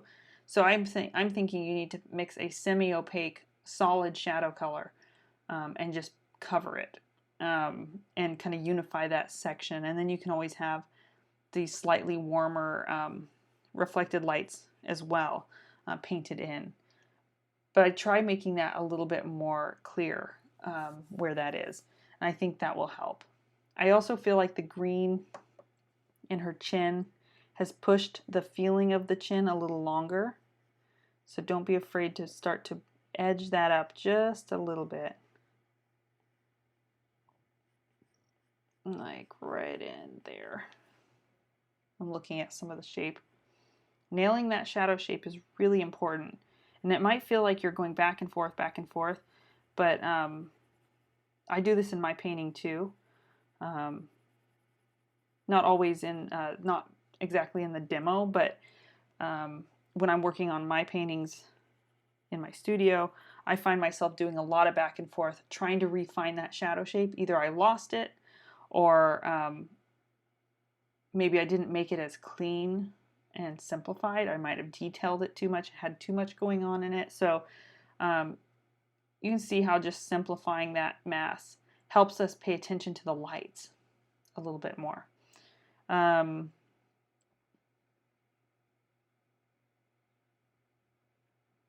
I still feel like her chin feels too long, so let me try and get that.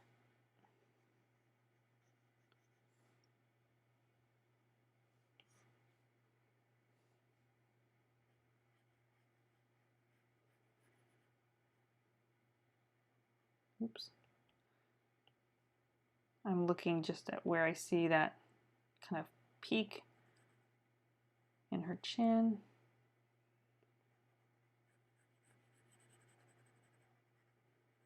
Maybe it's just that left side needed to come up just a little bit more. Because I feel like the rest is working pretty well. And it will mean that you have to go back in and rebuild some of those greenish transitions in this chin area here.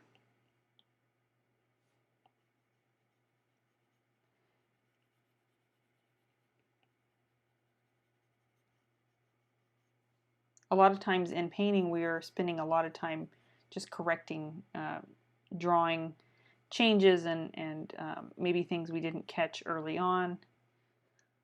Things do change as you paint, though. You might have, moved a shape without realizing it.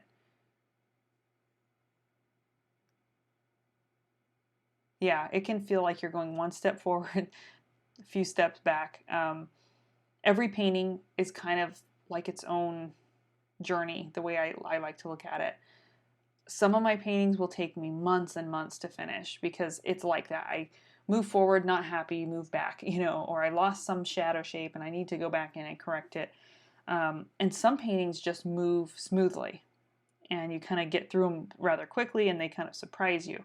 And every single one is different. So and also I always feel like whenever you're doing something new, like a class, taking a class and you're learning a process, you will find yourself doing a lot more back and forth because you're learning in the process. So it's not, you're not following your usual maybe process that you use that you're familiar with, and you're learning. So it is a lot of, oh, I'm trying this and no, this isn't working for me, but now I'm going to, correct this area. And so, yeah, it's normal for it to do that for, and also, even when I'm filming, sometimes I don't know how the painting's going to go. And, it might not go as well as I had hoped, or it might go really smoothly, so that's just, and I think that's just a very real way to think. I think we all have this romantic idea of the artist just throwing paint around basically, and they always depict it in movies that way. The artist is just working frantically and passionately, and then you turn around and it's this Rembrandt masterpiece. And it just doesn't work that way. That's just a romanticized idea, but I think we can often forget that and get really hard on ourselves, saying, well, other people make it look so easy, and sometimes, yes, watching a demo and they're doing these things that you can't quite do yet. You don't, or maybe you're not seeing some of the subtleties that the person you're watching or learning from is seeing. But everybody started in the same square, so just remember, you just keep practicing and implementing these and constantly sharpening your eye. And every artist has been frustrated And usually when you're frustrated, it means you're learning. So that's, something one of my teachers told me, and it helped me get through those frustrating moments. Okay, so I think that main shadow shape is going to help a lot. You can see that shortening the chin is going to make a big difference. And I just brought that dark value that you have back here all the way up to where you have this new edge that you had created right in here. Right in this edge here. So I go ahead and do that a second pass. Here in the eye, let's go ahead and address some of that. So she has that dark kind of warm shadow there. So I would take some of this similar shadow color and just start to push that very subtle dark on that other side of the eye. What's happening in here and what we're actually seeing is that this lid kind of goes into shadow right in this section. So we have like this section, and you can see how it goes from light to dark, and it actually almost caps off right here with that dark shape. Then we have a little bit of mid-tone creeping in here before this dark shape comes in and wraps around, because this form is like this here, right? So, but because this is an underplane and our light is coming in at a slight angle, it's actually catching just a touch of light there. But just make sure you don't make it too bright. But that's what's happening with that form there. So I think just be a little more observant with how you're placing maybe your shadow. And then you have that separate shadow shape here. And maybe go a little darker there. And you'll have that same feeling. So let me do that in color here, just so you can see what the effect will be.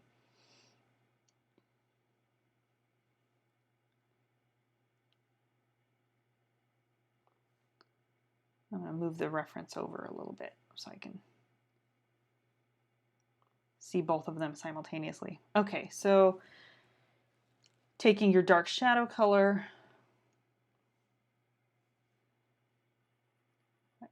back to this area, letting it cap off that corner of the lid, and she has a bit more dark under here. So that's really going to emphasize the orb feeling of the eye. And then here, we want to get that unified shadow shape color reaching up in here as well. And it kind of just wraps in just a little bit. It dances in before it transitions up here in the forehead. I think you have that kind of greenish tint there that's working fine. You might consider going just a touch darker. Let me do that with a smaller brush here, right through the middle. So it feels like it goes a little darker, and then carry that over along this edge too. So that way the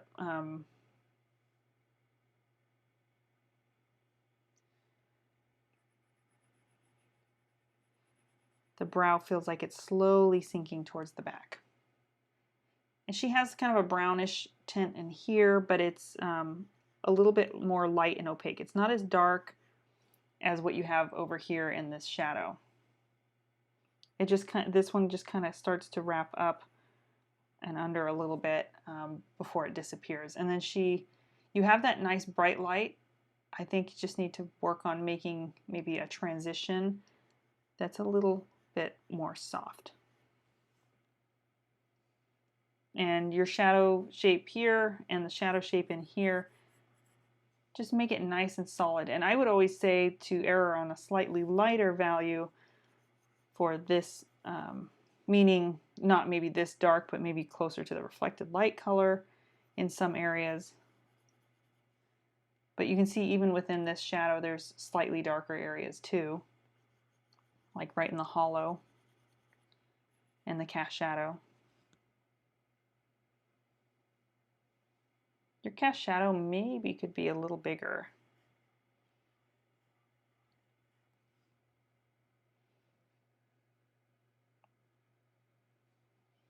And don't forget that this nose, even though this is a little bit of light creeping over, it's kind of like what's happening in here.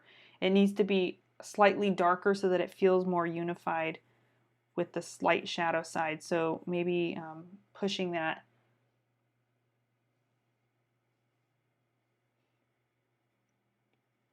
a little bit will help to graduate that nose shape into those three planes.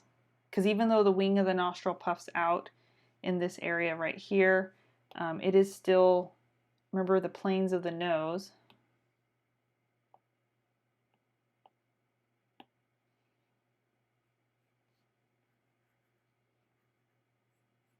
We have like that, we have that bridge, and we have, well, there's different ways to kind of look at it, but we have the ball of the nose, and then we have this side plane. Let me draw it in white.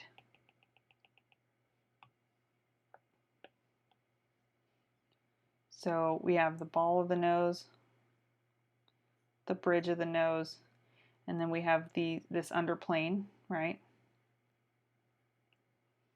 And then we have the wing of the nostril, but this one's facing this way and this one's facing that way. And what's making that unified is this ball of the nose shape here. And if we overemphasize the light in that, it kind of flattens the nose out. All right, so let me take another look here. So you can see how that's pushing that eye into space a little bit more. Your left eye looks pretty good, though I think the tear duct feels maybe a little pointed in this corner. It's just a matter of contrast, I think, because she has a little light kind of creeping in to her tear duct. So I would just maybe take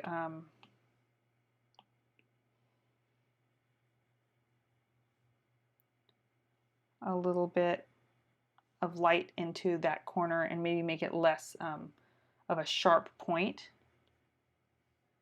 She does have the darker accent at the top.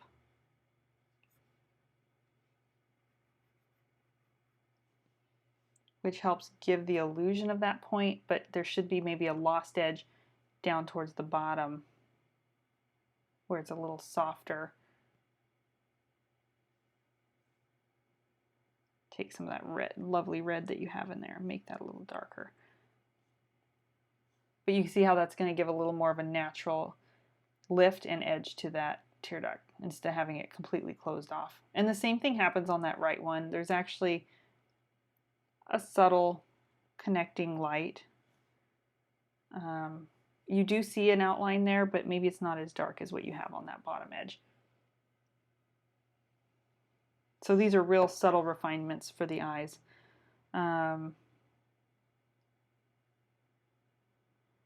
Let's see. I think your corner of the mouth could maybe extend just a little bit. Give it a little lift in that upper corner too. The right side feels good where it is. I think you have this feeling like it's curling up here. So what I would suggest is maybe extending this pink over a little bit. I'll do it in the same color that you have here. So instead of having it kind of end up there, bring it over a little more flat. It's almost like level with that. It just gets a little bit lighter and softer towards that corner, so it's not maybe as hard of an edge or abrupt. And there is that little highlight that kind of carries in along the bottom. But I think lowering that position and elongating the mouth is going to capture her lips a little bit closer. Okay, those are my suggestions for now, but do you have any other areas you'd like me to address? I think these are going to make the biggest difference, and then we can go in and continue refining, you know, some of those more subtle details.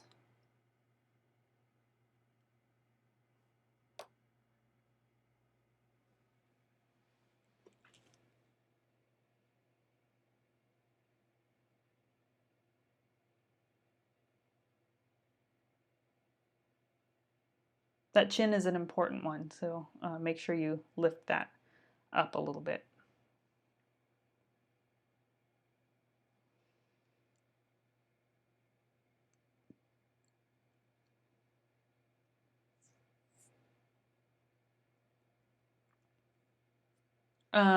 Yeah, so what I would do is use a mixture of burnt sienna with a little bit of blue towards the top, like up here. And then when you get down here, make it a little bit more higher concentration of the burnt sienna, and you can always add a tiny touch of yellow ochre. And since the burnt sienna is more opaque of a color, and you don't want to paint it too thick, but you don't want to paint it real thin either. You're not using it as a glaze. You're using it, you know, kind of more as a solid layer to help you correct where it sits. Just remember to kind of go from dark to a slightly lighter, not a huge difference, because you can barely see the distinction in her face here. So they should be very close in value, but just get slightly lighter and warmer as it rolls down into the lower jaw. So just burnt sienna. I can write that down for you. Let me get an ink pen here.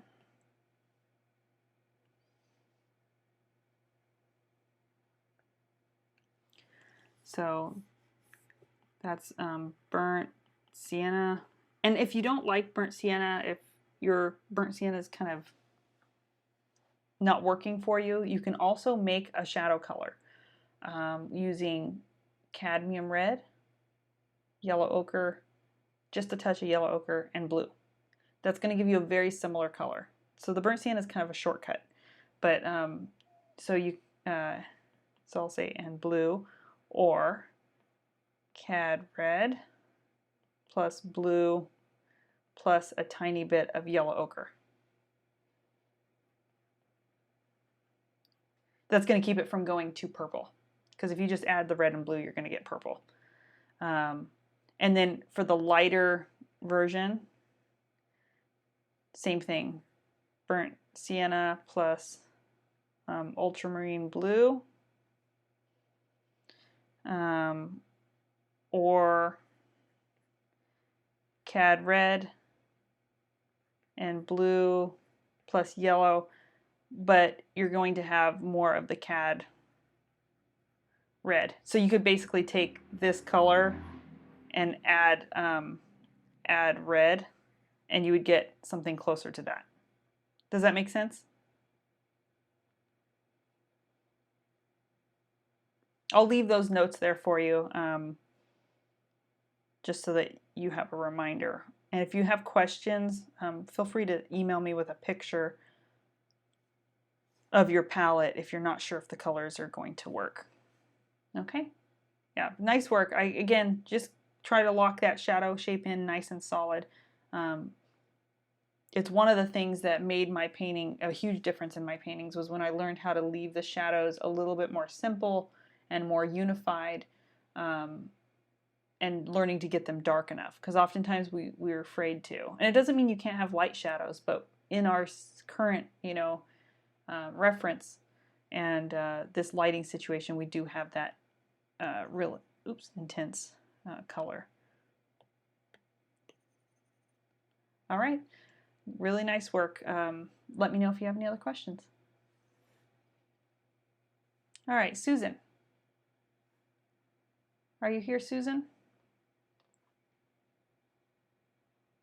I just wanted to ask you really quick if the color felt good. I think you said your colors are coming across a little pink, So I think I'm going to take down the saturation just a touch. And maybe take down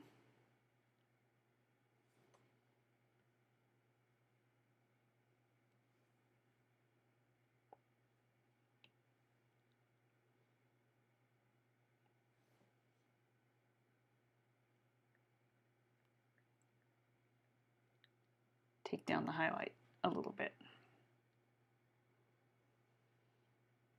Color balance, I'm thinking a little less pink. Okay. If you're here, let me know if that's working or not. All right, so I think you have a really nice painting at this stage, and you're pretty much ready to move into the eyelashes and those final highlights. One thing you'll notice is when you go in to do your glaze, it's going to darken some areas, like here. Let me get a sketching pen here. So you're going to notice that it's going to darken some of these areas, and if you have any transitions that are a little abrupt, like you have a little bit of one that's jumping here, it's going to enhance that. So you could just oil out for another layer and then slightly scumble over this.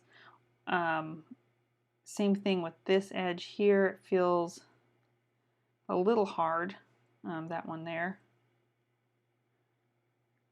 But all the other ones feel nice and soft. So I think you could move forward everywhere else. So you might consider, softening this out just a little bit, and then this transition area a little bit, and then allowing that glaze to unify the whole portrait. Some areas in here, they feel like maybe just the edge jumps a little bit. I'm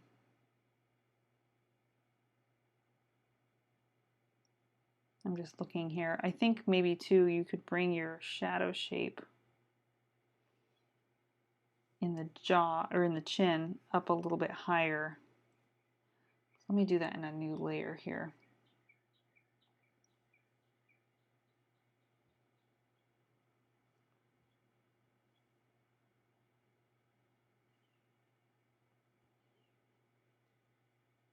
So you can see in the chin, she has this more kind of steep angle.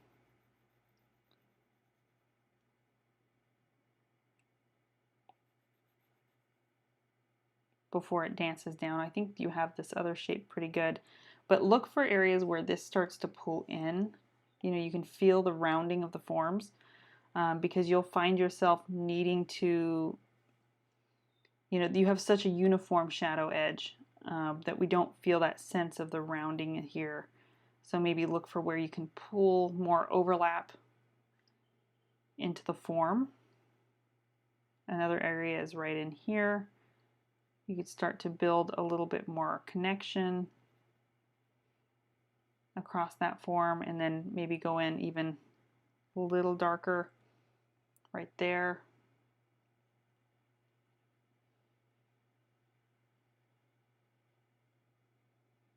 So you can see that just having that slight pull, maybe it could be a little bit more pink.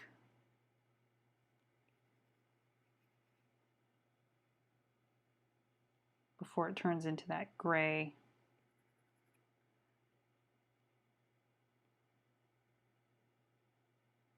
Maybe a little push right here in the mouth corner.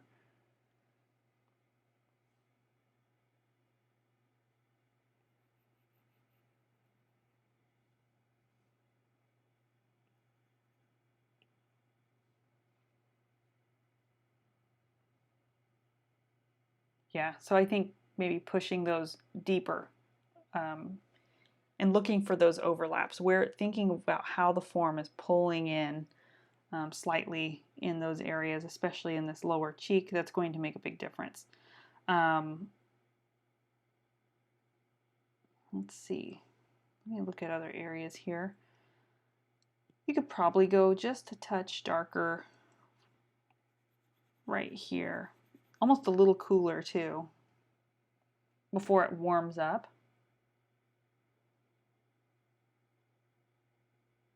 And then when you go through and you apply your larger kind of glaze, I can't tell if it's the picture coming across just that this highlight's really broad, but it's going to warm that highlight up. So if I went with like a that transparent red oxide kind of color, once you glaze it out, I know this is a little different because this is adding like almost like adding white, and when we glaze, we're using a transparent, but it will kind of tone this down a little bit, and then you can get a little more variety into those highlight colors. I can't tell if it's just that the photo isn't picking it up, but start to accent those pinks, yellows, and those blues right around those highlights. And it's going to, they're really small. You know, the highlight areas that we select are really specific. They're not real spread out and broad. They should have a slightly soft edge, but that's why we glaze, because then we're kind of blending into that glaze color. And then, you know, you might notice on the nose, maybe the highlight is more pink, or maybe it's more yellow. It depends on like the color zone of the face that you're working on and kind of what you're seeing. But I'd say go through and move into that stage. But make sure you address this first and let that dry before you go in and do these highlights. I don't see too much else. So if you have any follow-up questions, since you're not in here, just send me an email.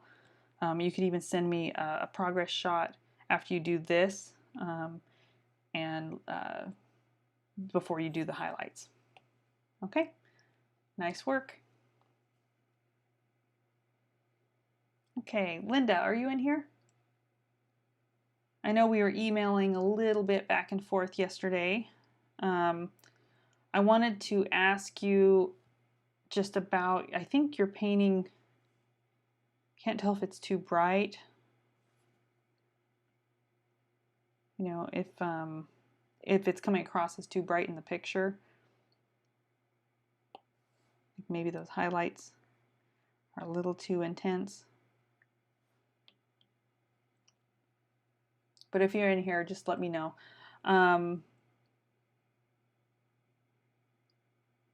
I know you were working on the eyes too. You had given me a close-up of the eyes there. But before we get too much into features, what I'd like to do is maybe talk about the forehead transition here. This pink color, I think it might be too light. So let me grab a brush. It's a little larger. So you have something kind of like that, and it's something like that. You almost have the color. I would just say go a little bit darker, and don't be afraid to push this color here over to the left a little bit more, and then maybe pull that pink that you had here over a little bit more, because I feel like the forehead maybe got too light too uniformly across the form. And then looking for more subtle areas like here in the bridge, going a little bit little deeper with like a mid-tone across this form. Because if you get too light too far across the whole thing, what can happen is when you go to put in those nice impactful highlights, they kind of fall flat. They don't have as much impact as they should. So it's really important to make sure you're pushing your midtones somewhat dark. Darker than we often kind of perceive them to be. So another example would be down in here, just working on building up more of that gradient transition.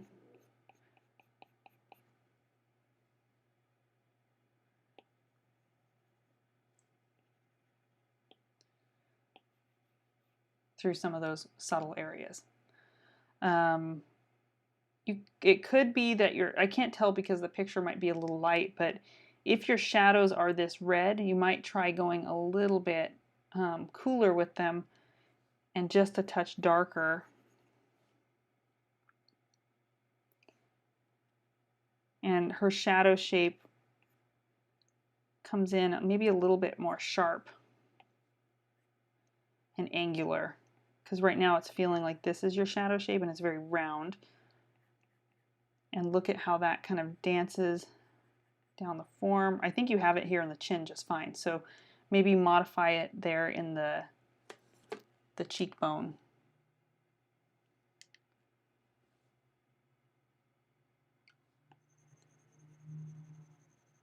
And you could probably push it just a little bit darker. And I think what that's going to do is give you more room for these midtones to continue to push them a little bit darker as well through these areas in here. So I'd continue working with the large forms before you worry about getting into the features. Concentrate on pushing darker values into these zones. That way it pushes the form of the lights a little bit more, and it will give them more impact. This might have gotten a little yellow through here, so maybe try using, it kind of goes more cool gray right through here. So maybe you take some of these purpley gray tones that you have down in here and use those up at the top, and then go slightly more pinkish right through here. That yellow might have just gotten a little emphasized. So just try toning that back a little bit and go slightly darker along this right side of the face so it doesn't feel like it's the same intensity of value as you have on the left side.